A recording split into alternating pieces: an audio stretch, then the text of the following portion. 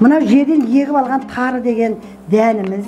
Осы дәнді мына осылай алғаннан кейін бұны жуып, қайнатып, онан сорықтырып, онан қуырдым.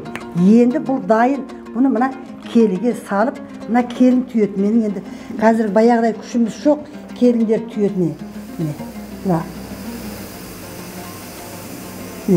Қызыл тары деген тары.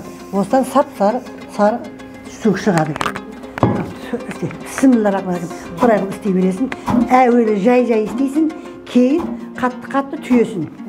Бисмиллахиррахманиррахим. Менің қолымыз анамыз Бибапа анамыздың қолы.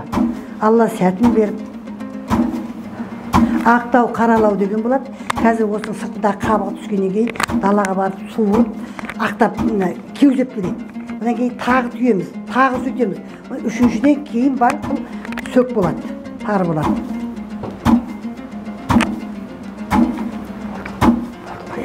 Ал, мінекі енді болды, балам, енді ал, кел жабыңды ал. Енді сөк болды, мінекі сап-сары міне сөк болды мінекі.